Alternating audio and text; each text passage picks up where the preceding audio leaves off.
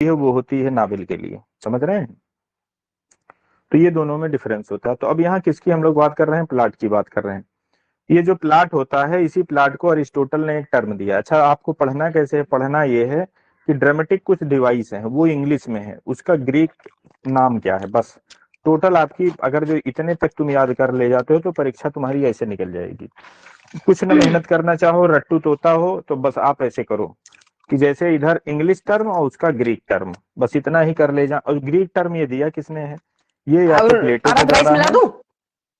Rice मिला दूं? Hello, जी sir. एक एक एक मिनट रुक चाहिए। तो इसमें जो है दो टर्म है, ठीक। और ज्यादातर ये जो ग्रीक टर्म है या तो अरिस्टोटल के द्वारा दिए गए हैं, और या आपका जो है प्लेटो के। प्लेटो का तो जो समझिए कुछ है ही नहीं ज्यादा कुछ, सब ये ज्यादातर जो है अरिस्टोटल के द्वारा ही दिए गए हैं।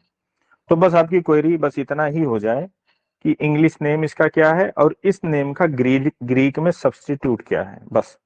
आप समझिए आपकी आधी पढ़ाई खत्म। अब ये देखो प्लाट, प्लाट क्या होती है, प्लाट आपकी एक स्टोरी होती है। और प्लाट में और स्टोरी में अंतर क्या होता है, तो स्टोरी में क्या होता है, सिर्फ जो है सीक्वेंस का, मतलब घटनाओं का क्रमबद्ध रूप से जो है ऐसे जोड़ दिया जाता है उनको, डेट वाइज, कहने का मतलब टाइम वाइज, कि जो घटना पहले हुई है पहले वो, फिर उसके बाद वाली घटना, फिर उसके, ये टाइम वाइज जब आप जोड़ देते हैं तो इसी को बोला जाता है स्टोरी। अच्छा, स्टोरी प्लाट में कब कन्वर्ट होती है, स्टोरी प्लाट में कब कन्वर्ट, तब कन्वर्ट होती है कि जब इसमें कहने का मतलब ड्रामेटिक चीजों को आप कुछ शामिल करते हैं, जैसे सेट डायलॉग्स, सेट इवेंट, समझ रहे हैं, उसका कंक्रीट रिप्रेजेंटेशन जो है। अब ये कहने का मतलब फिगर ऑफ स्पीच इसमें और तगड़े से आप यूज करना शुरू कर देते हैं, तो वो चीज आपकी क्या बन जाती है, प्लाट बन जाती है। तो प्लाट आपकी स्टोरी से ज्यादा एलाबोरेटेड थिंग होती है, उसमें एलाबोरेशन बहुत तगड़ा होता है स्टोरी की तुलना में। अब इसको आप ऐसे समझो, इंग्लिश में जो टर्म बना है प्लॉट, उसी का जो है ये ग्रीक नेम क्या है, मिथोस। अब ये टर्म दिया है अरिस्टोटल ने, तो चाहे प्लॉट बोलो चाहे ये बोलो, बात एक ही, ठीक। तो प्लॉट हमको लगता है आप समझ गए होंगे। देखो प्लॉट में क्या होता है, ये एक ड्रामेटिक होती है, ड्रामेटिक और नैरेटिव वर्क होता है, समझ रहे हैं। इसमें आपकी इवेंट होती है, एक्शन होती है, और लास्ट में जो है क्या चीज होता है कि आपका एक पर्टिकुलर कोई इमोशनल इफेक्ट प्राप्त करने के लिए आप इसको एक करते हैं। अब इसको देखो इजी वे में समझो, जैसे एक आपने स्टोरी लिखी, स्टोरी आपने बनाई, इसमें आपने कई इवेंट डाल दी, ये क्या हो गया, स्टोरी हो गया। अब मुझे इसको प्लॉट बनाना है, मुझे क्या करना पड़ेगा, तो प्लॉट का मेन उद्देश्य क्या होता है, वो किसी पर्टिकुलर एक एम को अचीव करने के लिए इसी स्टोरी को प्लॉट में कन्वर्ट किया जाए। अब जैसे मेरा एम क्या है, मेरा एम है कि purgation of emotion with pity and fear. कहने का मतलब मुझे एक आपको ऐसी स्टोरी दिखाना है कि जिससे कैथारसिस वाली फीलिंग आप में आ जाए, कहने का मतलब आपके विचारों में शुद्धिकरण आ जाए, आप डर डर से भय से ये दिखा करके मैं आपके विचारों में शुद्धिकरण लाऊं, जिससे मतलब आपके दिमाग में ये हो कि नहीं, ऊपर वाला मुझे सब देख रहा है, मैं गलत काम करूंगा तो उसका परिणाम गलत ही मिलेगा। तो अब मैं क्या कर रहा हूं, पर्टिकुलर एक एम इस जो है स्टोरी के माध्यम से अचीव करना चाहता हूं। तो जब एक एक एम आप अचीव करना चाहते हैं, कोई पर्टिकुलर इमोशनल इफेक्ट आप दर्शकों से सीख करते हैं, उनसे उम्मीद करते हैं कि वो चीज मुझे मिल जाएगी, तो वही सामान्य सी स्टोरी प्लॉट बन जाती है। मोटा मोटी आप ये बोल सकते हैं कि प्लॉट, फिर वही राम कहानी, कि प्लॉट आपका परसुएसिव होता है, ये परसुएड करता है। भाई थीम और प्लॉट इक्विवेलेंट होती है कि नहीं होती है, थीम आपकी किस में होती है, नावल में, प्लॉट किस में होता है, आपका प्ले में, ठीक। थीम और प्लॉट में अंतर क्या होता है कि प्लॉट ये कंक्रीट रिप्रेजेंटेशन स्टेज पे होता है, उसका कंक्रीट रिप्रेजेंटेशन स्टेज पे नहीं होता है। परसुएसिव वो भी होता है, परसुएसिव ये भी होता है, स्टोरी आपकी परसुएसिव नहीं होती है। ये चीज क्लियर हुई सबको। देखो इसमें ये आपकी बुक में दिया गया है कि पर्टिकुलर कोई इमोशनल इफेक्ट आप जो है अचीव करने के लिए घटनाओं को आप ऐसा जो है उनका सीक्वेंस बनाते हैं, और सीक्वेंस बनाने के बाद उसमें आप कुछ ऐसा इफेक्ट डालते हैं कि जो इमोशनल इफेक्ट आप दर्शकों पे डालना चाहते हैं या उनसे लेना चाहते हैं, कि कहने का मतलब जब मैं दुख दिखा रहा हूं तो उनके चेहरे पर दुख दिखे। तो ये सब चीज जो है प्लॉट के अंतर्गत आ जाती है। तो कहने का मतलब एक हिसाब से देखा जाए परसुएसिव हुआ कि नहीं हुआ, आपको फुसला रहा है कि नहीं फुसला रहा है। जैसे मेरा दुख देख करके अगर जो आप एकदम वाकई दुख फील करना शुरू कर दिए, रोना शुरू कर दिए, तो इसका मतलब ये होगा कि मेरा प्लॉट सक्सेस है, सफल है, आपको जो है वो परसुएट कर ले गया। बात समझ में आई? तो हमको उम्मीद है आप प्लॉट समझ गए होंगे। अब आ जाओ प्रोटागोनिस्ट। प्रोटागोनिस्ट क्या होता है, हीरो क्या होता है, हीरोइन क्या होती है, इस पे चर्चा करते हैं। सुन पा रहे हैं आप हमको? जी सर। देखो, ये मैंने एक स्टोरी बना दी, कहानी है ये एक। इस कहानी में एक पात्र है, सेंटर पार्ट जो है सेंटर जो है, सेंटर ऑफ अट्रैक्शन यही करेक्टर है, इसी के इर्द गिर्द पूरी कहानी घूम रही है। ठीक, तो इसको बोला जाता है प्रोटागोनिस्ट। प्रोटागोनिस्ट और हीरो में बहुत अंतर होता है, समझ रहे हैं? प्रोटागोनिस्ट, हीरो क्या होता है, हीरो में आइडियलिज्म होता है, प्रोटागोनिस्ट में कोई जरूरी नहीं कि आइडियलिज्म हो। आइडियलिज्म क्या चीज होती है? अब जैसे जो हीरो रहेगा वो कभी झूठ नहीं बोलेगा, वो किसी की हत्या नहीं करेगा, वो किसी को गाली नहीं देगा, भाषा जब भी यूज करेगा सम्मानजनक भाषा यूज करेगा। ये प्रोटागोनिस्ट आपका क्या होता है, इसके इरादे भी बड़े निगेटिव से नहीं होते हैं, हीरो वाले कुछ इसमें गुण होते हैं, लेकिन हीरो वाला आदर्श इसमें नहीं होता है। जैसे इसको जरूरत पड़ेगी तो ये गाली भी दे देगा, जरूरत पड़ेगी तो किसी की हत्या भी कर देगा, जरूरत पड़ेगी तो चोरी भी कर लेगा, लेकिन हीरो आपका कभी भी गलत कर्मों में इन्वॉल्व नहीं होता है। तो पहली चीज, इसमें आइडियलिज्म पाया जाएगा, आइडियलिज्म इसमें आपके प्रोटागोनिस्ट में नहीं होता है। बाकी हीरो की क्वालिटी और प्रोटागोनिस्ट की क्वालिटी समान होती है। बात समझ में आई? जो हीरो है वही हीरोइन है, कहने का मतलब जो गुण मैंने हीरो में बताए हैं वही जो है गुण आप हीरोइन में लगा दीजिएगा। ये मैस्कुलिन जेंडर है, ये आपका फेमिनिन जेंडर है, बस इतने का अंतर है।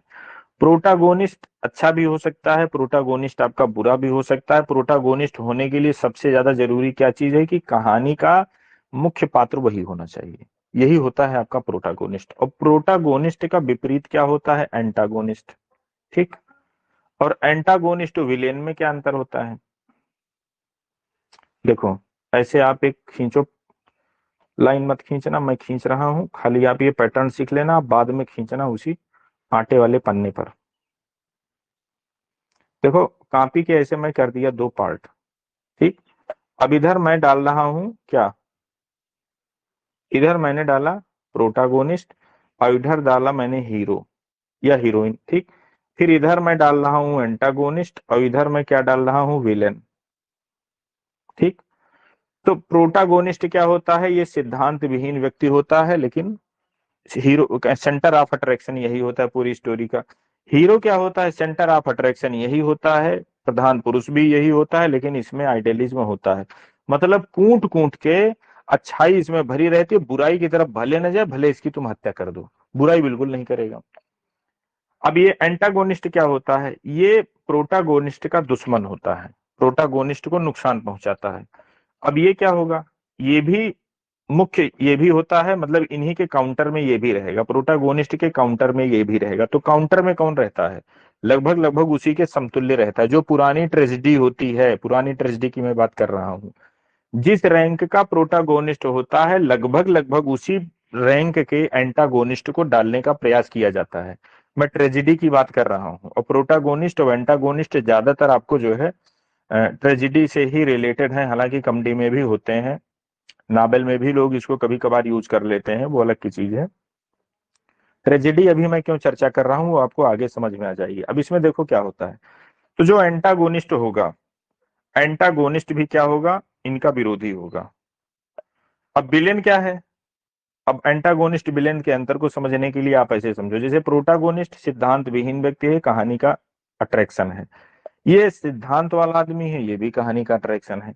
ये क्या हो गए, इनके विरोधी हो गए और ये इनके विरोधी हो गए। मतलब विलेन, विलेन का मतलब क्या होता है, ये एकदम से जो है आदर्शवादी आदमी, अब ये बिल्कुल आदर्श की ऐसी की तैसी करने वाला आदमी, कहने का मतलब।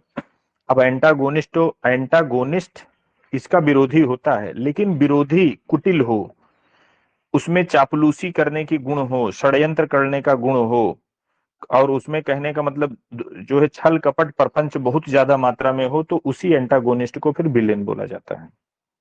कहने का मतलब विलेन में षड्यंत्र करने की क्षमता होती है। विलेन में जो है कहने का मतलब उसमें धूर्तता की क्षमता होती है। ये चीज जो है विलेन में पाई, और एंटागोनिस्ट में ये चीज नहीं पाई जाती है। एंटागोनिस्ट तुम्हारी एब्स्ट्रैक्ट थिंग भी हो सकती है। अब जैसे जो आपका विलियम फाल्टर था, विलियम फाल्टर में एंटागोनिस्ट क्या था? तो एंटागोनिस्ट सिचुएशन थी, एंटागोनिस्ट सोसाइटी थी, एंटागोनिस्ट लॉ था। बात समझ रहे हैं? तो एंटागोनिस्ट तुम्हारा अमूर्त भी हो सकता है, लेकिन विलेन कभी अमूर्त नहीं होता है। ये जब भी होता है ये आपका मूर्त ही होता है। ये चीज सबको क्लियर हुई? हम्म जी सर। अब देखिए किताबी वाली भाषा समझो, किताब क्या बोल रही है आपकी? बुक बोल रही है, देखो, if the antagonist is a while, antagonist यदि वाइल है, capable of cruel and criminal actions, अगर जो वो निर्दयता पूर्वक कार्य और क्रिमिनल एक्शन करने में सक्षम है, he or she is called the villain, तो उसको विलेन बोला जा सकता है। तो विलेन किस जेंडर का शब्द है? ये कॉमन, इसका जेंडर जो है कॉमन है। विलेन जो है जेंट्स भी हो सकता है, विलेन तुम्हारा लेडीज भी हो सकती है। समझ रहे हैं? तो हीरो का काउंटर विलेन, ठीक।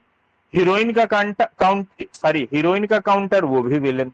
तो कहने का मतलब अब इसमें पता चला लेडीज भी हो सकता है या जेंट्स भी हो सकता है। ये चीज क्लियर हो गई सबकी? अब आपने क्या सीखा? आपने देखो चार चीज सीखा, प्रोटागोनिस्ट, एंटागोनिस्ट, हीरो, विलेन। ये चीज चार चार ये टर्म सबको समझ में आया? चारों में अंतर आपको पता चला? जी सर। ना पता हो तो बताना। सर थोड़ा सा एंटागोनिस्ट में समझ में नहीं आया। हाँ, देखो हीरो का जो विरोध करता है वही एंटागोनिस्ट होता है, और एंटागोनिस्ट में षड्यंत्र करने की उतनी क्षमता नहीं होती है। एंटागोनिस्ट क्रिमिनल डीड्स में उतना क्रूएल नहीं होता है। समझ रहे हैं? एंटागोनिस्ट आपका कोई जरूरी नहीं कि मूर्त मूर्त ही हो, वो अमूर्त सिचुएशन, एंटागोनिस्ट आपकी सिचुएशन भी हो सकती है, एंटागोनिस्ट एटमॉस्फेयर भी हो सकता है। कहने का मतलब हीरो को आगे बढ़ने से अगर जो कोई चीज रोक रही है वो एंटागोनिस्ट हो जाएगी। अब वो चाहे इंसान हो और चाहे सिचुएशन हो। समझ रहे हैं? जैसे जस्टिस प्ले में एंटागोनिस्ट कौन था? तो सिचुएशन ही तो थी, उसमें कोई व्यक्ति उसका विरोध नहीं कर रहा था। विरोध कौन कर रहा? सिचुएशन उसकी विरोध कर रही थी। क्या जिस वकील के अंडर में वो काम कर रहा था, क्या वो वकील उसका दुश्मन था? उसने उसके खिलाफ कोई षड्यंत्र किया या उसको रोका? उसने तो कभी उसको रोका नहीं। वो जो गलत काम किया था वो उसी का उसको जो है कहने का मतलब प्रतिफल दिलवाने के लिए, वो न्याय के लिए काम कर रहा था, वो विरोधी नहीं था। तो आप उसको एंटागोनिस्ट भी नहीं बोलोगे। तो एंटागोनिस्ट उसमें है कौन? तो एंटागोनिस्ट वहां का लॉ है, वहां की सिचुएशन है, और वहां का जो एटमॉस्फेयर है वो एंटागोनिस्ट है। जो रूथ थी, रूथ, रूथ का हस्बैंड भी एंटागोनिस्ट नहीं है। अगर जो रूथ का जो हस्बैंड था वो एंटागोनिस्ट होता तो वो फाल्टर के ऊपर जरूर कुछ ना कुछ अटैक करता, फाल्टर को मारता, फाल्टर के अगेंस्ट खड़ा होता। बात आप हमारी समझ रहे हैं? जी सर। लेकिन विलेन जो होता है, विलेन हमेशा ह्यूमन बीइंग ही होगा, वो एब्स्ट्रैक्ट थिंग नहीं होती, वो सिचुएशन नहीं होती। ये चीज सर समझ में आ गई आपको? यागो एंटागोनिस्ट में आएगा ब्लेन में? इयागो विलेन था, इयागो वो एंटागोनिस्ट नहीं था, वो विलेन था। समझ रहे हैं? एंटागोनिस्ट उसको तब बोलोगे जब ऑप्शन में विलेन न हो। बात समझ में आई?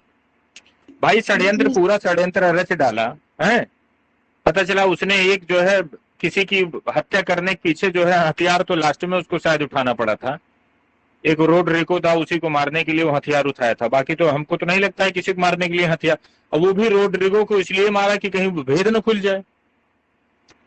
अदरवाइज जो तो ऐसा कलाकार इंसान के बिना जो है छुरी चक्की उठावे दो चार जने ढकेल दिया वो, मतलब उसके दिमाग का इतना। तो ये सब सारी कलाकारी किस में होती है? विलेन में होती है। अब चलो फिर से समझो। अब ये चार चीज आपको समझ में आ गई, अब सब समझ में आ जाएगा। अब देखो नंबर आता है एंटागोनिस्ट, आप समझ ही गए। अब अगली चीज देखो, ड्रामेटिक डिवाइस क्या आती है? कॉन्फ्लिक्ट। कॉन्फ्लिक्ट क्या होता है? कॉन्फ्लिक्ट प्रोटागोनिस्ट और एंटागोनिस्ट के बीच में जो रिलेशन होता है इसी को कॉन्फ्लिक्ट बोला जाता है। मतलब प्रोटागोनिस्ट और एंटागोनिस्ट के बीच की सिचुएशन, यही जो है इसी को कॉन्फ्लिक्ट बोला जाता है। विलेन मैंने आपको बता ही दिया है। फॉइल क्या चीज होता है? जैसे मान लो, क्या मान लो, प्रोटागोनिस्ट, जैसे मान लो ये प्रोटागोनिस्ट है, ठीक। तो इस प्रोटागोनिस्ट को सबसे ज्यादा आगे बढ़ने में कौन परेशान कर रहा है, कौन रोक रहा है, कौन इसका धुर विरोधी है, कौन इसको जो है बाधा पैदा कर सकता है? जैसे हैमलेट का ही ले लो, तो हैमलेट के मार्ग में कौन बाधा बन रहा था? हैमलेट से कौन टक्कर ले सकता था, बताओ? किसमें इतनी ताकत थी कि वो लियार्टिस। अच्छा, लियार्टिस क्यों था? वो उसका चाचा क्यों नहीं था? लियार्टिस इस किताब में लिखा है, इसलिए आप लियार्टिस बोल दिए। चाचा क्यों नहीं थे उसके? हम तो कह रहे हैं चाचा थे। चाचा भी तो विरोधी था जी। चाचा ने डायरेक्ट वे में उससे फाइट नहीं की थी ना। नहीं, चाचा डायरेक्ट नहीं लड़ेगा तो वो जो है नहीं रहेगा, फॉइल नहीं होगा। जी बताओ। मतलब उत्तर दो, बिना सोचे समझे उत्तर दे दो, लेकिन दिया करिए। हमारे कहने का मतलब ऐसा नहीं जैसे आप बोलेंगे ही नहीं। कभी कभी देखो हम भी गलती कर जाते हैं, जैसे आपने उत्तर दिया तो अब ये मेरा बोलना हो सकता है इसमें आप डिप्रेस हो जाओ, ठीक है? तो डिप्रेस आप कभी ना होना, मेरा ये पढ़ाने का तरीका है। मैं इसलिए इस तरीके से पढ़ाता हूं कि आप जो है, कहने का मतलब हमेशा आप अटेंटिव रहो, क्लास तुम्हारे लिए नीरस ना हो। तो ये आप कभी ये मत सोचना कि जो मैं मेरा जो है कहने का मतलब व्यंग्यात्मक शैली जो पढ़ाने की है उससे आप डिप्रेस मत होना। वो अब आप बोलते रहो, कोई दिक्कत नहीं। देखो आपने जो बताया लगभग लगभग सही है। अब जैसे फॉइल क्या होता है, जैसे मान लो ये है हैमलेट, तो फॉइल होने के लिए क्या जरूरी है? शारीरिक सामर्थ्य में भी अगला इंसान इसके बराबर हो, तभी तो इसको तगड़ा अपोज कर पाएगा। अब वो क्लाडियस तो बुढ़वा आदमी, क्लाडियस हैमलेट से लड़ पाता? आप बताओ, अगर जो क्लाडियस में इतनी ही हिम्मत होती तो फेंसिंग मैच साला वही लड़ जाता। क्यों? लार्टिस को तैयार कर रहा था, उसको अपनी शक्ति पर भरोसा नहीं था, दिमागी रूप से इनसे टक्कर ले रहा था वो, लेकिन उसमें शारीरिक सामर्थ्य नहीं थी। तो शारीरिक सामर्थ्य किसमें थी? लार्टिस में थी। तो अब अच्छा, हैमलेट को आगे बढ़ने से रोकने वाला लार्टिस ही था, शारीरिक सामर्थ्य के रूप में लेकर के। तो कहने का मतलब ये निकला कि फॉइल होने के लिए मानसिक से ज्यादा शारीरिक रूप से जो है, भौतिक रूप से किसी को रोका जाए, फॉइल होने के लिए वो ज्यादा जिम्मेदार होता है। बात समझ रहे हैं कि नहीं समझ रहे हैं? जैसे एक होता है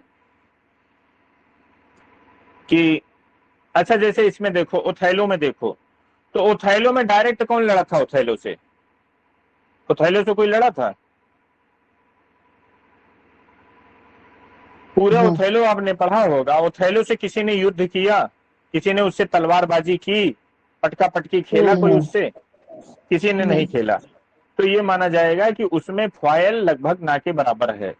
लेकिन अभी एक फॉइल बना है तो फॉइल अब आप हर प्ले में ढूंढना शुरू कर देते हैं। विकल्प में कोई नहीं मिला तो फॉइल आप उन्हीं को बताओगे, इयागो को बताओगे। लेकिन नियमता देखा जाए तो इयागो वहां पे फॉइल नहीं है। फॉइल लगभग लगभग हीरो के समतुल्य होता है, हीरो के मार्ग में अच्छी खासी वो बाधा पैदा करता है। भले ही पॉजिटिव वे में, निगेटिव वे में कोई होना बहुत जरूरी नहीं होता फॉइल का, समझ? अच्छा आप बताओ, क्या लार्टिस का इंटेंशन हैमलेट के लिए बड़ा खराब था? क्या शुरू से ही खराब था? इंटेंशन उसका बड़ा खराब नहीं था। अब वो तो सिर्फ बदला ले रहा था, समझ रहे हैं? ये होता है फॉइल।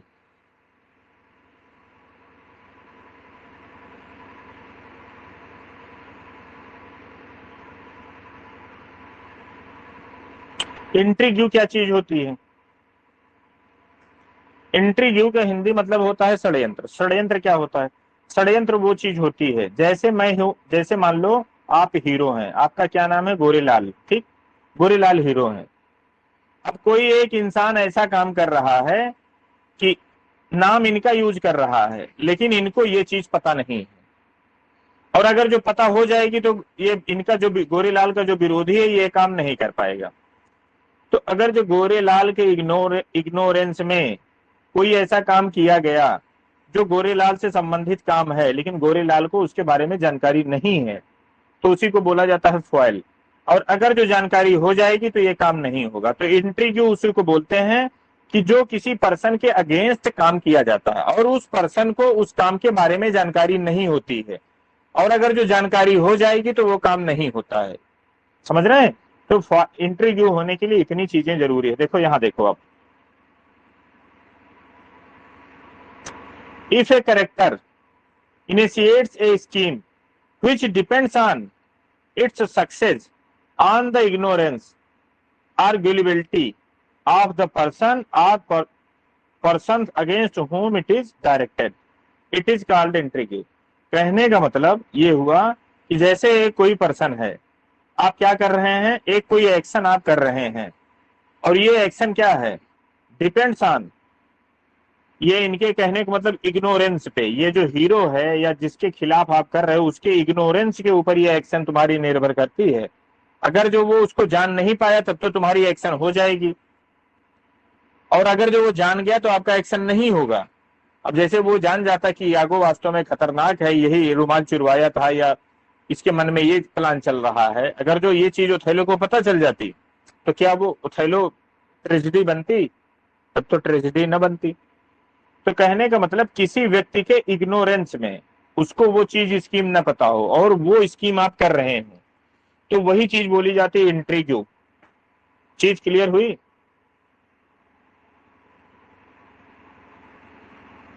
बोलो। जी सर। अब एक अगला टर्म आता है आपका सस्पेंस। सस्पेंस क्या चीज होती है? सस्पेंस वो चीज होती है कि जो आपको रिजल्ट के आने तक रोके रखती है। समझ रहे हैं कि अब क्या होगा, अब क्या होगा, यही चीज होती है सस्पेंस।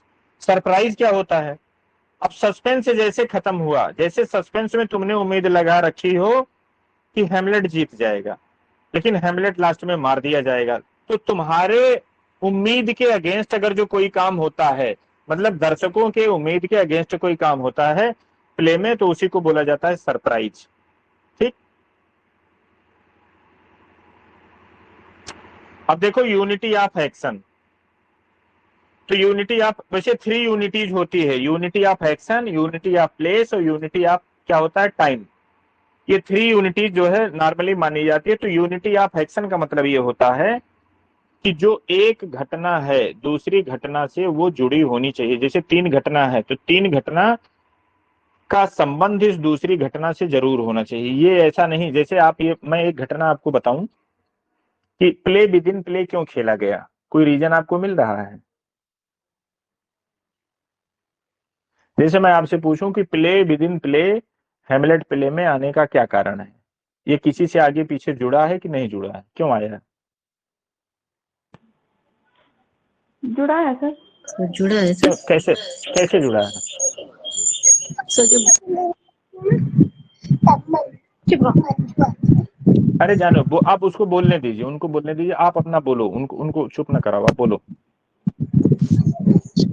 सर वो प्ले के माध्यम से क्लॉडियस जानना चाह रहा था कि क्लॉडियस की मतलब जो एक्सप्रेशंस है, मर्डर उसने किया है, ये सब। चलो चलो ठीक ठीक, हम समझ गए, बंद कर लो आप माइक।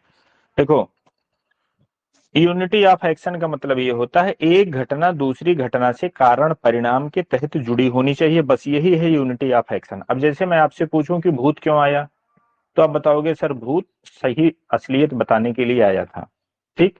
मैं आपसे पूछूं कि लालटेज जो है क्यों, मतलब ये लालटेज उतना बुरा व्यक्ति नहीं था, लेकिन फिर भी वो जहर बुझी तलवार लेके लड़ने के लिए क्यों तैयार हो गया, तो सर बताओगे कि उसके पापा की हत्या हुई थी, और जो है बहन भी हेमलेट के कारण डूब के मरी थी, तो उसके मन में प्रतिशोध की भावना थी। ठीक। अब मैं आपसे पूछूंगा कि यार वो क्लाडियस को क्यों मारना चाहता था, तो आप बताओगे कि जो है सर वो क्योंकि उसने उसके फादर की हत्या की थी। तो एक घटना दूसरी घटना से जुड़ी है कि नहीं जुड़ी है, तो इसी को बोला जाता है unity of action. Unity of time क्या होता है? यूनिटी ऑफ टाइम वो चीज होती है कि टाइम के रिगार्डिंग भी चीजें आपस में जुड़ी हों। ये नहीं कि ये घटना 1947 में घट रही है और दूसरी घटना पता चला आपका जो है 2000 के आसपास घट रही है, तो इसको ये नहीं माना जाता है। ये माना जाता है यूनिटी ऑफ टाइम में कि 24 घंटे में एक इवेंट पूरी खत्म हो जाए। अच्छा 24 घंटे में वो खत्म क्यों करना चाहता है? देखो अरिस्टोटल का मानना ये था कि अगर जो आप बीच में टाइम गैप बहुत ज्यादा ले लेते हैं तो दर्शक को प्ले समझ में आएगा ही नहीं, उनका ये मानना था। बात समझ रहे हैं कि नहीं समझ रहे हैं? अच्छा वो ऐसा क्यों सोचे? जैसे आप मूवी वूवी देखते हो तो आपको तो समझ में आ जाता है 5 साल बाद, 10 साल बाद, तो पता चला 10 साल में लड़का जवान हो गया, छोटा सा बच्चा दिखा है, 10 साल बाद वो जवान हो गया, आप जो है हीरोगिरी कर रहा है। तो ये चीज जो है आपके डीलिंग पावर के ऊपर निर्भर करती है। अब जैसे क्या आज के समय में टेक्नोलॉजी बड़ी अच्छी हो गई है, सब कुछ हो गया तो डील कर ले जा रहे हैं। हो सकता है अरिस्टोटल के टाइम में टेक्नोलॉजी न रही हो, वो प्ले का मंचन करवाए हो, ये चीज उन्होंने झेला हो कि यार ये जो है हमने टाइम बीच में गैप दे दिया तो दर्शक को समझ में नहीं आया, उसको मजा नहीं आया, दर्शकों का इंटरेस्ट प्ले में उतना नहीं रहा। इस वजह से क्या हुआ, इस वजह से ये हो गया। तो उन्होंने ये बोला कि नहीं, 24 घंटे के अंदर वो प्ले आप जो भी आप बनाएंगे वो उसकी टाइमिंग जो है 24 घंटे के अंदर ही खत्म होनी चाहिए। बात समझ रहे हैं?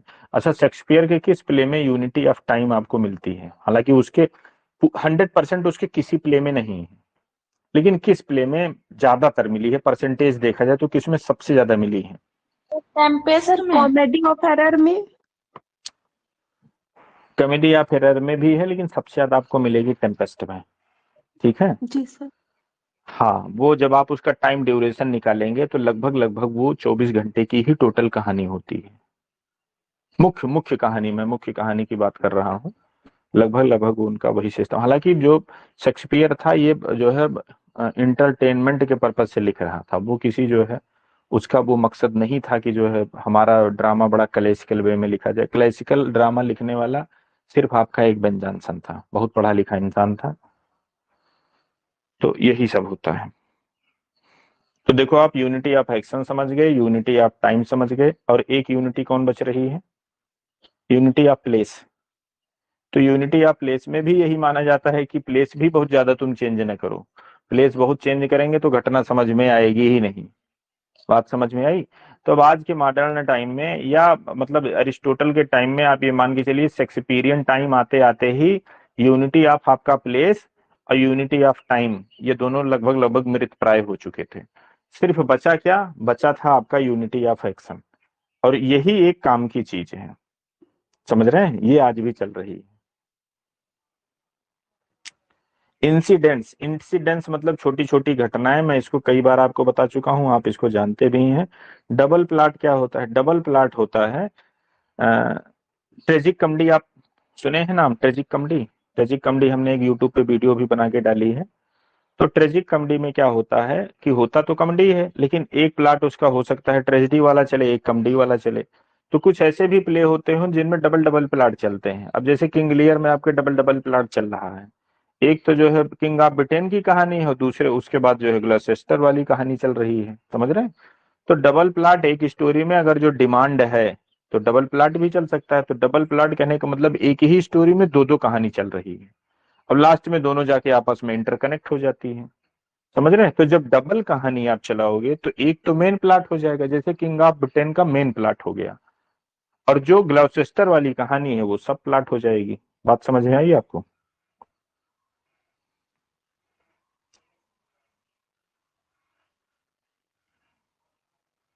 अब देखो, अब ये सब सारी चीज किसके अकॉर्डिंग टू पढ़े हैं? आप जनरल कॉन्सेप्ट के थ्रू पढ़े हैं। अब अरिस्टोटल क्या बताते हैं?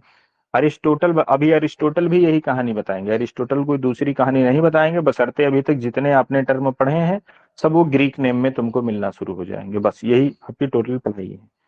अरिस्टोटल ने बताया है कि जो आपका प्लॉट होता है, प्लॉट में एक बिगिनिंग होना चाहिए, एक मिडिल होना चाहिए, एक एंड होना चाहिए। जैसे आप प्लॉट बनाओ तो कहानी की शुरुआत और कहानी का मिडिल और कहानी का अंत। तो बिगिनिंग क्या होती है? बिगिनिंग आपकी ये बताती है, बिगिनिंग आपके जब बिगिनिंग पे आप रहेंगे तो आपके मन में जिज्ञासा होती है कि आगे और बढ़ेगा। कहने का मतलब बिगिनिंग हमेशा आगे और डेवलपमेंट को दिखाती है। फिर ये मिडिल क्या करते हैं? मिडिल पुराने एक्शन को साथ लेते हुए तो ये और आगे बढ़वाने के लिए बात करती है। समझ रहे हैं? और एंड क्या होता है? एंड आने पर, एंड बेहतरीन एंड उसको माना जाता है, या अरिस्टोटल के अकॉर्डिंग टू एंड उसी को एंड बोला ही जाता है जिसमें सारी क्वेरीज दर्शक की खत्म हो जाए।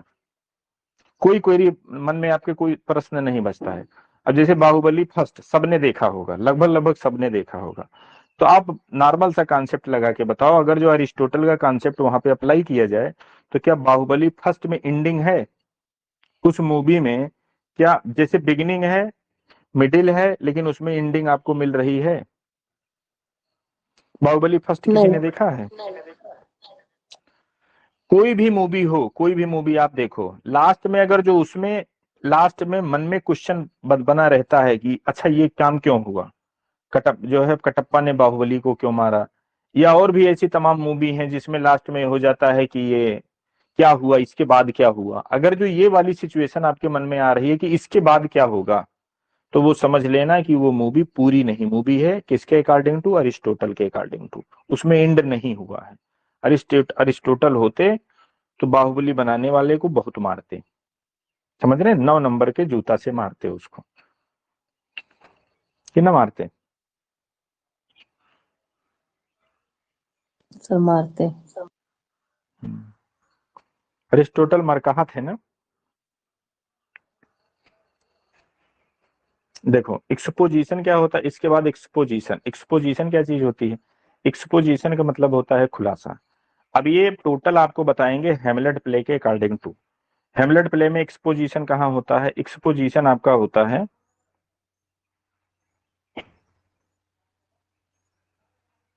इसमें एक्सपोजिशन ये घोस्ट करता है, समझ रहे हैं? एक्सपोजिशन उसको कहते हैं कि जब इंसिडेंट होने का प्रॉपर आधार आपको मिल जाए, कि अब उसके बाद जैसे जब तक उसको घोस्ट ने नहीं बताया था तब तक हेमलेट कंफ्यूज था कि नहीं कंफ्यूज था?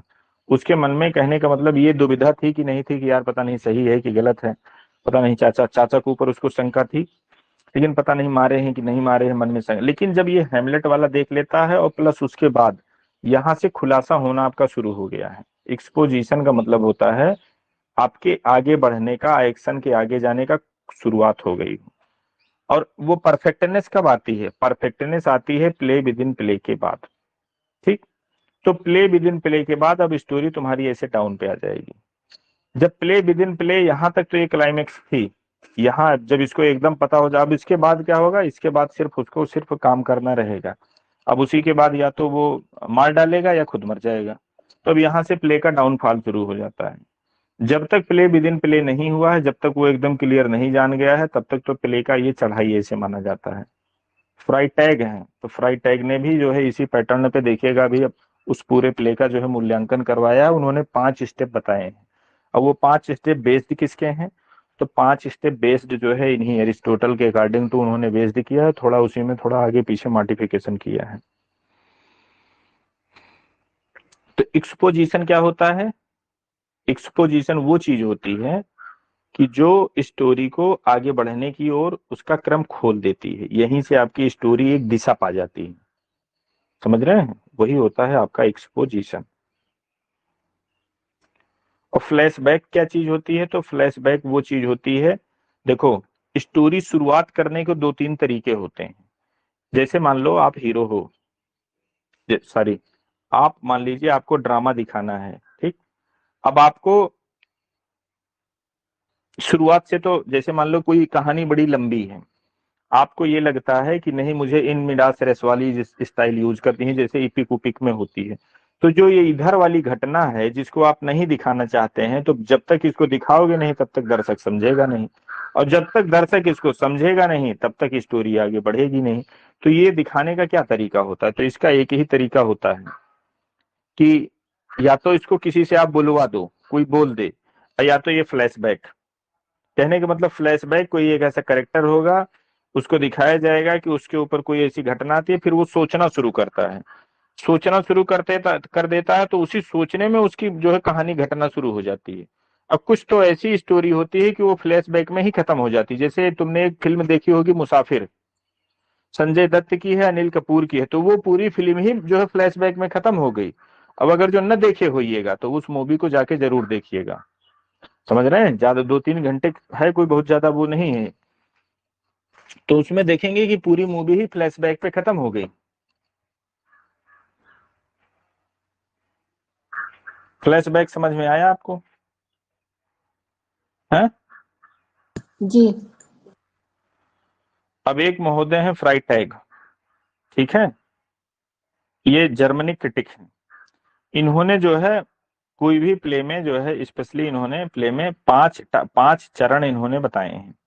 और आपका ये हैमलेट प्ले पे अब ये पांचों चरण इनके अप्लाई करते हुए आपको दिखाया जाएगा कि कौन, अब ये इनके जो 5 चरण है उनसे आपको रूबरू करवाया जाएगा। जो 5 स्टेप इन्होंने कहने का मतलब 5 टर्म जो आपको दिए हैं, उस पांचों टर्म का पहले आपको नाम बताया जाएगा, फिर उसका हैमलेट प्ले पर अप्लीकेशन दिखाया जाएगा कि हैमलेट प्ले पर ये कहाँ कहाँ अप्लाई हुआ।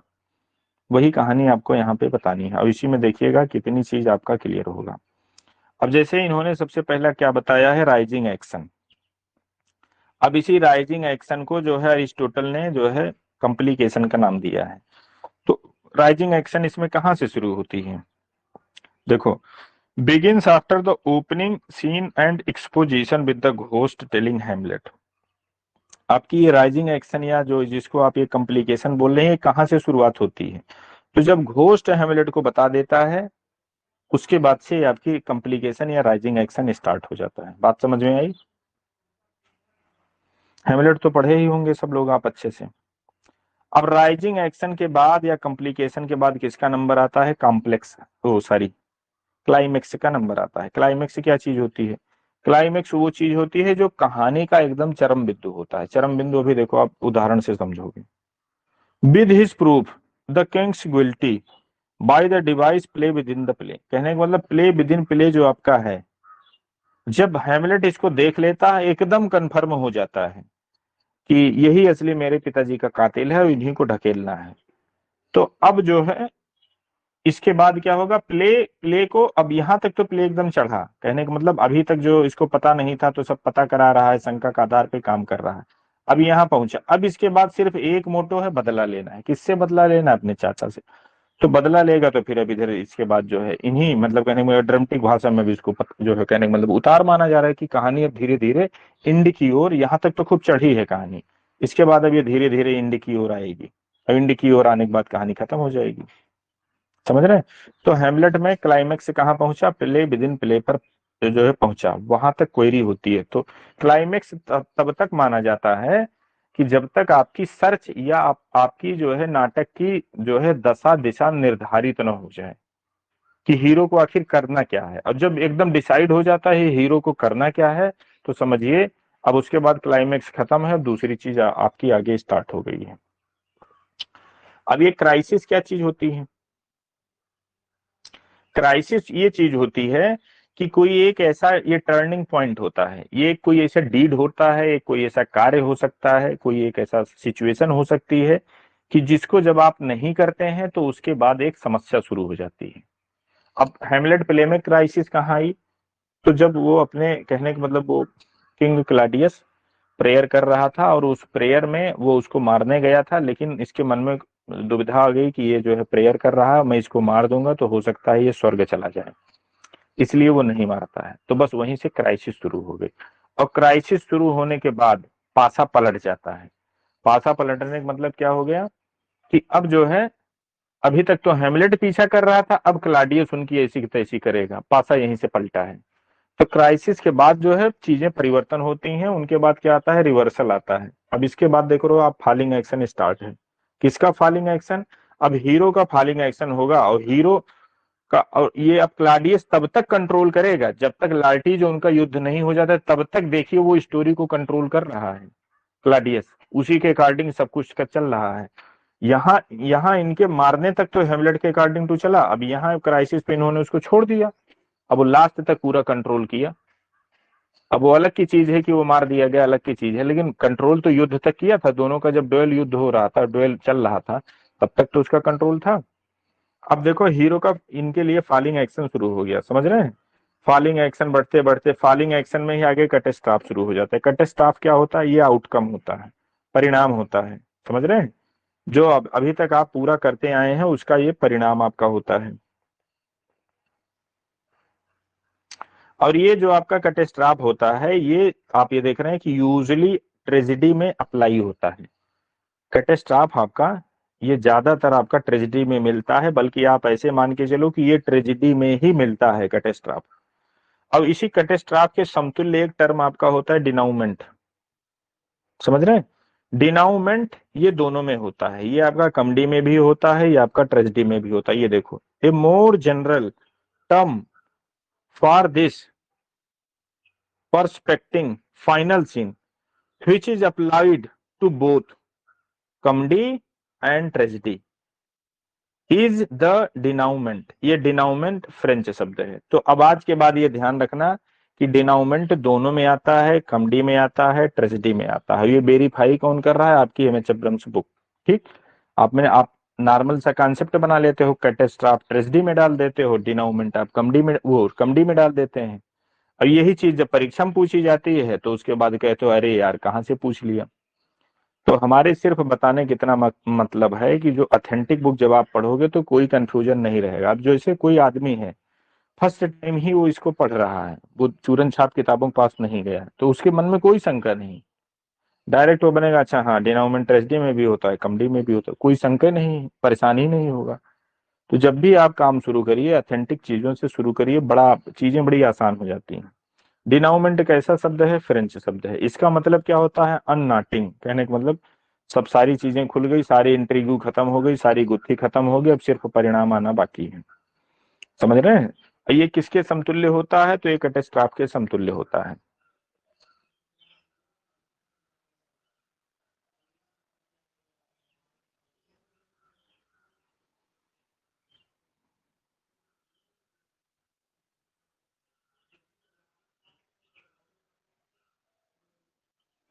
अब एक टर्म आप देख लो और रिसोल्यूशन, ये क्या है? ये जो आपका आउटकम ऑफ प्लॉट होता है, मतलब कैटेस्ट्रॉफ, इसी के समतुल्य ये भी होता है, रिसोल्यूशन भी इसको बोला जाता है। ये इसी कैटेस्ट्रॉफ के समतुल्य होता है। समझ रहे हैं? तो इसके एज ए सिनोनिम्स के रूप में आप इसको भी यूज कर सकते हैं। अब यहाँ एक चीज देखना, नई बड़ी मजेदार चीज आपको मिलने वाली है।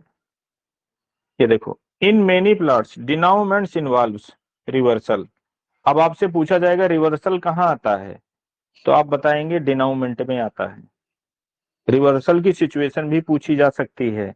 और रिवर्सल होता क्या है? रिवर्सल होता है भाग्य में परिवर्तन।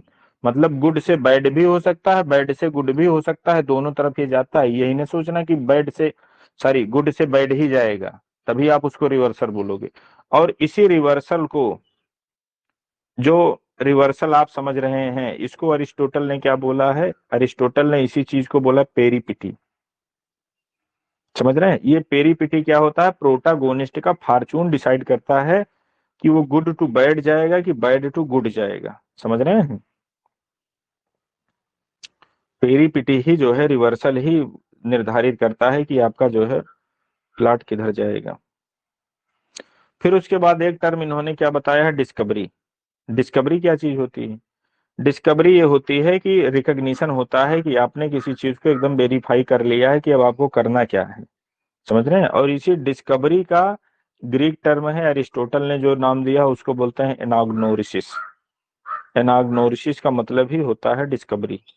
समझ रहे हैं?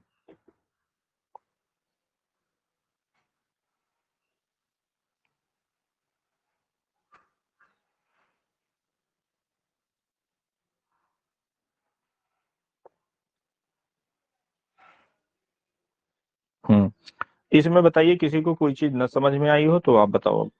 ये आपकी जितने भी ड्रामेटिक जो टर्म थे आपके खत्म हो चुके हैं। किसी को कोई मन में शंका हो, कोई क्वेश्चन हो तो बताओ आप।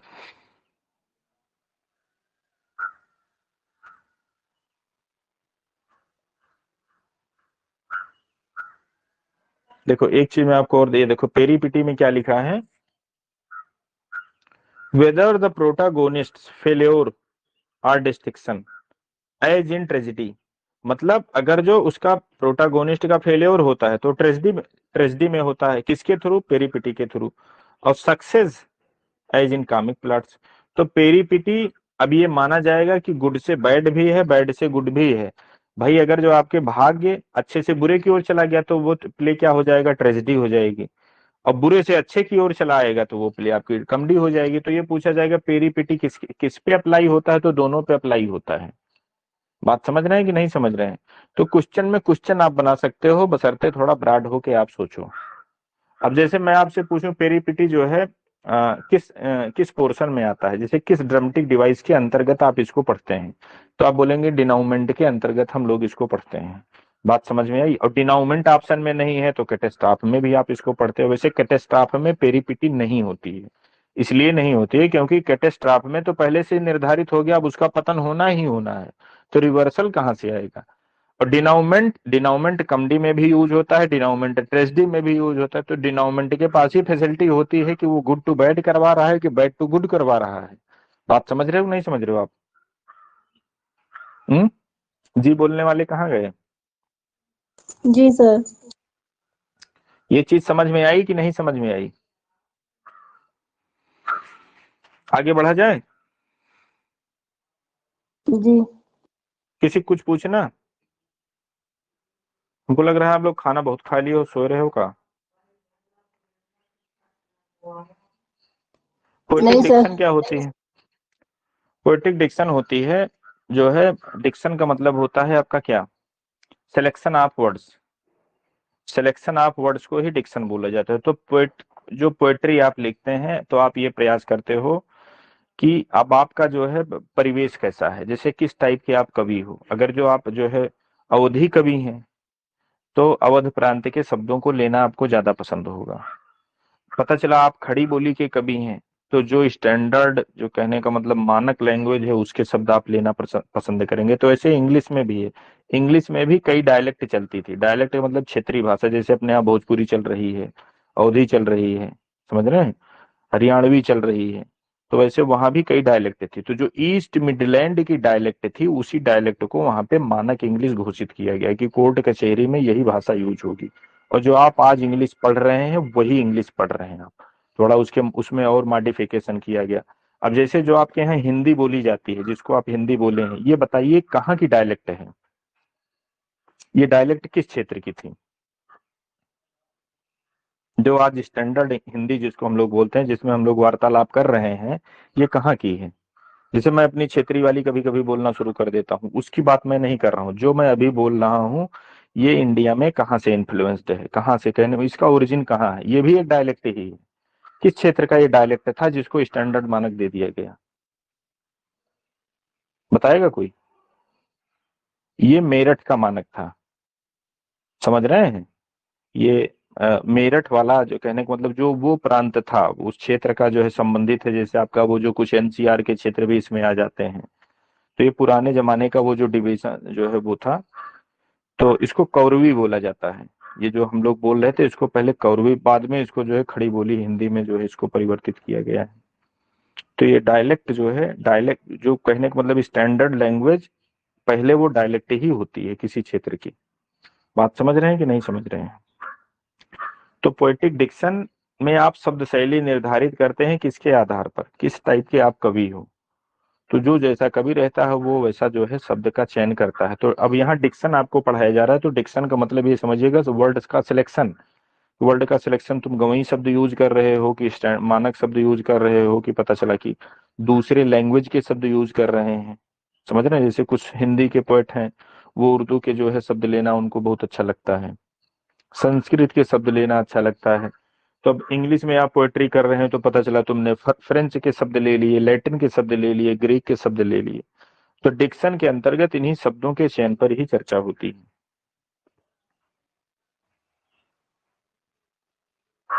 अब ये पाराफ्रेसिस क्या होता है? पाराफ्रेसिस होता है round about elaborate way of saying something.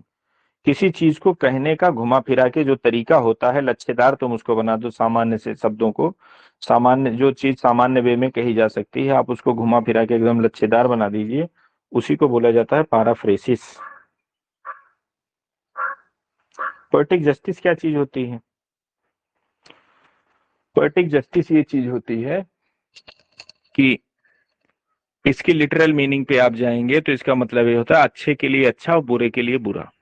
क्योंकि पोएट जो होता है वो भी एक हिसाब से समझिए कि अपनी उस क्रिएशन का मालिक होता है, वो एग्जस्ट करता है। तो अच्छे के लिए आप अच्छा परिणाम दो, बुरे के लिए बुरा परिणाम दो, इसी चीज को बोला जाता है पोएटिक जस्टिस। जैसे कहते नहीं कि यार यहाँ पे पोएटिक जस्टिस नहीं हुआ, तो कहने का मतलब काम तो बहुत अच्छा किया लेकिन परिणाम बहुत अच्छा नहीं मिला। ये तो समाज में होता है। लेकिन कवि क्या करता है, कवि को, कवि ये करवाता है या पोएट ये करवाता है कि अगर जो उसका परिणाम बुरा दिखाना है, जैसे उसको ट्रेजेडी बनानी है, तो शुरुआत से ही वो पृष्ठभूमि उस टाइप की बनाएगा कि लास्ट में जो है ट्रेजेडी हो जाए। समझ रहे हैं? तो वो हीरो से बुरा काम करवाएगा, बुरा सब कुछ करवाएगा, तब लास्ट में ट्रेजेडी हो जाती है। बात समझ रहे हैं? तो पोएटिक जस्टिस वो चीज होती है कि जो अच्छे के लिए अच्छा, बुरे के लिए बुरा परिणाम दे, वही होता है पोएटिक जस्टिस। अब ये पोएटिक जस्टिस को क्वाइन करने वाले कौन थे? तो एक थे थॉमस राइमर चचा, यही क्वाइन इसको किए हैं।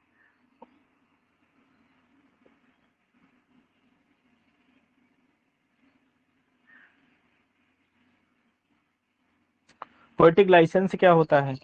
पोएटिक लाइसेंस एक ऐसा लाइसेंस होता है, लाइसेंस ड्राइविंग लाइसेंस की तरीके से होता है। जैसे ड्राइविंग लाइसेंस बन जाने पर चाहे जी के ऊपर तुम गाड़ी चढ़ा दो, तुमको जमानत मिलने में ज्यादा दिक्कत नहीं होती है। आपके ऊपर 302 का जो है मुकदमा कायम नहीं किया जाएगा। ड्राइविंग लाइसेंस अगर जो बना है और आप किसी के ऊपर गाड़ी चढ़ा भी देते हैं तो 302 के आप मुलजिम नहीं बनोगे, आपका जमानत बहुत आसानी से हो जाएगा। और वही अगर जो तुम्हारा ड्राइविंग लाइसेंस नहीं बना है और किसी के ऊपर तुम्हारी गाड़ी चढ़ गई, मर गया, तो 302 का मुकदमा लिखा जाएगा, फिर जमानत मिलने में ऐसी तैसी हो जाती है। ठीक है? तो पोएटिक लाइसेंस ये कोई लाइसेंस बना के कोई देता नहीं है। अगर जो आप पोएट हैं तो ये माना जाता है कि ग्रामर से आप छेड़छाड़ कर सकते हैं। जैसे मचाई है travelled in the realm of gold. अब मच ये पहले ले आए, मच पहले क्यों ले आए? ग्रामर बिल्कुल इसकी इजाजत नहीं देती है कि इन्वर्जन आप लगाओगे तो इन्वर्जन या तो नेगेटिव स्टार्टिंग सेंटेंसेस से स्टार्टिंग है तब आप इन्वर्जन करेंगे, या क्वेश्चन सेंटेंस है तब आप इन्वर्जन का यूज करेंगे। और जो ये मच उठा के पहले ले आए हैं, ये इन्होंने समझिए ग्रामर की ऐसी की तैसी कर दी है। लेकिन अब ये पोएट हैं तो इनको ये लाइसेंस है कि ये ग्रामर से जो है छेड़छाड़ कर सकते हैं, डेट्स से छेड़छाड़ कर सकते हैं, फैक्ट से छेड़छाड़ कर सकते हैं, फिक्सर उसको जो है फिक्सर्स बनाने के लिए कुछ सही चीज ले रहे हैं, कुछ अपने मन से गढ़ दे रहे हैं। समझ रहे हैं? तो जो तथ्यों से, जो ग्रामर से आप एक कवि होने के कारण उसको आप अपनी क्रिएशन को रोमांचक बनाने का आपको अधिकार होता है। तो उस रोमांचक बनाने के क्रम में अगर जो आप उसमें डेट्स से, आप उसमें ग्रामर से अपनी पोएम में जो है सारे नाम्स फॉलो नहीं करते हो, तो भी तो इस अधिकार को क्या बोला जाता है? इस अधिकार को बोला जाता है पोएटिक लाइसेंस। समझ में आवा? हम्म?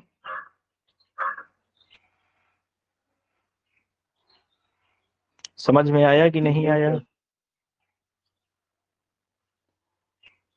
अब देखो, इसी पोएटिक लाइसेंस के थ्रू आप क्या करते हैं, एक टर्म ये है एनाचनोरिज्म। इसका प्रोनाउंसिएशन जो भी होगा करेक्ट आप लोग चेक कर लीजिएगा। एनाग्नोरिसिस एक होता है और एक होता है एनाचनोरिज्म।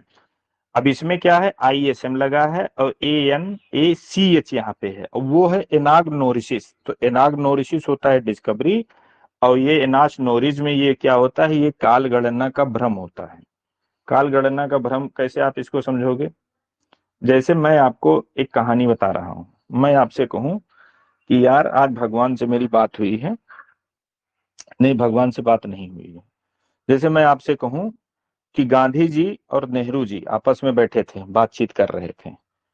तो एक कहानी में समझो, एक कहानी में आपको सुना रहा हूं। तो मैं बोलूं कि नेहरू जी चले गए चाय पीने, तब तक उसके बाद जो है जुलूस आगे बढ़ा, तो जुलूस में गांधी जी को भी शामिल होना था। तो तब तक उन्होंने उनको व्हाट्सएप पे मैसेज किया कि गांधी जी जुलूस आ रहा है, आप चलो आगे बढ़ो। तो आप ये बताओ कि उस जमाने में व्हाट्सएप था? हम्म? नेहरू जी के टाइम में, गांधी जी के टाइम में व्हाट्सएप था? नहीं, नहीं नहीं सर। था। तो जिस जमाने में जो चीज नहीं रहती है, उस जमाने में अगर जो आप नई चीजों को ले जाके वहां ठोंक देते हो, तो इसी को बोला जाता है एनाचनोरिज्म। अब शेक्सपियर ने क्या किया था, शेक्सपियर के जमाने में घड़ी सड़ी बन गई थी। अब ये जूलियस सीजर लिख रहे हैं, जूलियस सीजर जो है BC में लिखा गया, BC की घटना है, और BC की घटना में तुम वहां घड़ी दिखाए रहे हो। तो क्या जो है जूलियस सीजर के जमाने में घड़ी थी? उस समय तो घड़ी थी ही नहीं, और वो तुम वहां घड़ी दिखाए रहे हो कि घड़ी टंगा था, टन टन बज रहा था। तो इसी को बोला जाता है नाचनोरिज्म। नाचनोरिज्म का मतलब होता है काल गणना का भ्रम। कहने का मतलब जिस पीरियड में जो मैं उसे ठोक दे रहा हूं। कौन खड़बड़ाए लगा? सुन रहे हैं आप लोगों को? जी सर। हाँ, वॉइस क्लियर है? तो एनाच जी नोरिज में आपने एनाच नोरिज में आपने पढ़ा कहाँ? एनाच नोरिज में आपने पढ़ा पोएटिक लाइसेंस के अंदर। तो पोएटिक लाइसेंस के अंदर आपको क्या फैसिलिटी मिलती है कि ग्रामर की तुम माँ बहन एक कर देना, ठीक। तथ्य जो होते हैं हिस्टोरिकल फैक्ट, उसकी एक कर जो है ऐसी की तैसी करने का तुमको अधिकार होता है। तुम उसमें क्या कर सकते हो, आप उसमें जो ग्रामेटिकल रूल्स होते हैं उनकी ऐसी तैसी करने का तुमको अधिकार होता है। काल गणना का भ्रम जिसको एनाच नोरिज में बोला जाता है, इसकी ऐसी की तैसी करने का आपको अधिकार होता है। ठीक है, ठीक है। ये इस प्रकार से आपका खत्म हुआ पॉइंट ऑफ व्यू। अब ये लंबा चैप्टर है, ये लंबा चैप्टर है। हमको लगता है लगभग कितने मिनट क्लास हुई होगी? 30 मिनट से ऊपर हो गई होगी, और आप लोग भी हमको लगता है उब गए हैं, इसीलिए बोल नहीं रहे हो। तो पॉइंट ऑफ व्यू इसको कल देखते हैं, और आज शाम वाली क्लास जो है उसको हम बंद कर रहे हैं। ठीक है, इस जी सर। जितना बताए इसमें किसी कोई कुछ पूछना है, किसी कोई कुछ दिक्कत है आप इसमें कोई चीज नहीं समझ में आई है? देखो एक चीज ये समझ लेना कि जो भी चीजें हैं ये आप मत समझिएगा कि आप पूछोगे तो हम उसको जो है दिक्कत हमको आएगी आपको समझाने में। जैसे एक तरीके से आप नहीं समझेंगे, मैं दूसरी तरीके से लेकिन समझा पक्का ले जाऊंगा। इसलिए मैं कह रहा हूँ कि अगर जो कोई चीज न समझ में आई हो तो आप उसको बताइएगा। ठीक है, किसी को कोई दिक्कत? जी सर, नहीं कोई दिक्कत। तो ठीक है, फिर अब इसको बंद किया जाए। अब ऐसे किसी दिन हिम्मत आप लोग एक दिन ऐसे और बांधो, ग्रामर भी सब खत्म उत्म कर दें, ये भी 1-2 दिन के मेहमान हैं, ठीक है। अब बाकी जो आपके जैसे शेक्सपियर के प्ले हैं, तो प्ले के जो क्वेश्चन मैं आपको देता जाऊंगा वो उस पे जो है यूट्यूब पे मैं डालता जाऊंगा, वो उसकी क्लास व्लास लेने की हमको नहीं लगता है कोई जरूरत है। और गर्ल्स वर्दी के भी प्ले जो जैसे आपका लॉयल्टीज मैं आपको दे दूंगा, सिल्वर बॉक्स दे दूंगा आपको, और स्ट्राइप आपको मिल जाएगी। तो 3-4 प्ले उनका भी करवा देंगे, लगभग 15-15 प्ले हम आपका 15-16 प्ले इनका करवा देंगे शेक्सपियर का। वर्ड्सवर्थ की सिलेक्टेड पोएम्स आपकी हो जाएगी, और इनका पैराडाइज लास्ट करवा देंगे, रिगेन आपका करवा देंगे। बस इतना ही जो है, इतने हमको लगता है सफिशियंट है। उसके बाद कोटेशन है सबके, इतने में 4 राइटर आपके पूरे, और ये सब पूरा करने में हमको लगता है 1 महीना लगभग लगभग लगेगा भी। और बाकी ये जो ऑनलाइन आपकी क्लास चल रही है ये मुश्किल से 15 दिन की मेहमान है, 15 दिन के बाद मैं इसको फिनिश करूंगा। अब नया बैच स्टार्ट होगा। अब नए बैच में पुराने लोगों को अगर जो एंट्री लेनी होगी तो आप एंट्री लीजिएगा, और नहीं तो आप लोगों के लिए एक आधे घंटे का हम रिवीजन बैच रखेंगे, और हम चाहेंगे कि वहीं आप लोग आओ, डेली डेली हम आपका फीडबैक लें। ठीक है, ठीक है, नमस्कार।